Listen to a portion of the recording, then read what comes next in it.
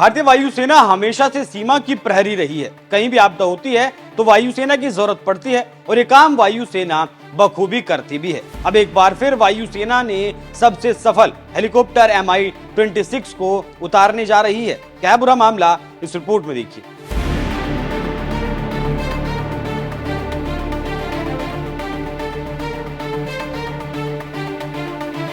भारतीय वायुसेना की मदद Mi-26 हेलीकॉप्टर काफी दिनों से करते रहे हैं, लेकिन पुराने होते Mi को रिटायर कर दिया गया। लेकिन अब Mi के दिन बहुरने वाले हैं। जी हां, सालों से जमीन पर खड़े Mi-26 हेलीकॉप्टरों को फिर से उड़ान भरने लायक बनाया जा रहा है। Mi-26 हेलीकॉप्टर अपने जमाने के बाहुबली कहे जाते रहे हैं।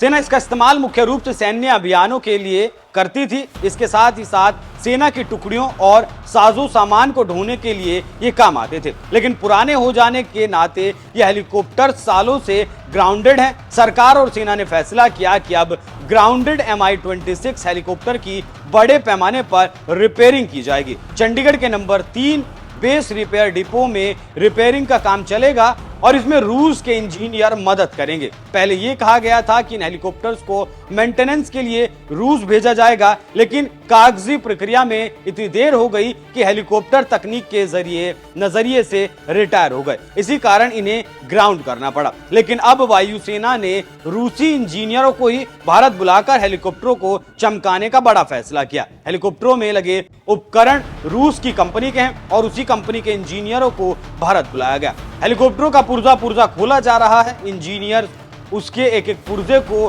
परख कर तय करेंगे कि किसे दोबारा लगाना है और किसे बदल देना है। काम पूरा होने पर हेलीकॉप्टर एक दशक तक फिर से काम कर सकेंगे। तो आप समझ सकते हैं कैसे।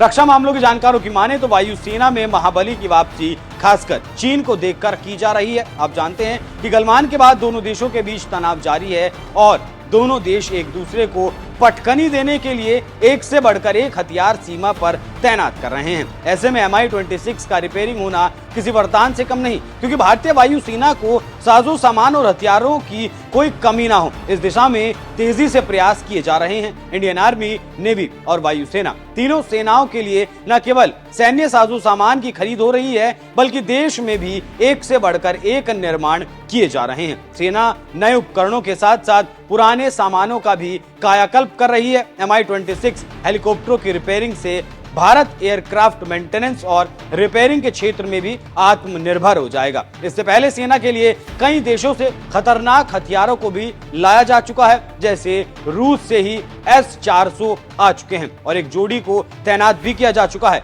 इसी तरह कई पनडुब्बी और कई खतरनाक लड़ाकू विमान भी भारतीय वायुसेना में शामिल हो चुके हैं, जैसे राफेल। अब अगर Mi-26 ठीक हो जाते हैं तो ये सेना के लिए बहुत अच्छा होगा। जिसे आप समझ सकते हैं कैसे भारतीय वायुसेना लगातार ताकतवर बनती जा रही है।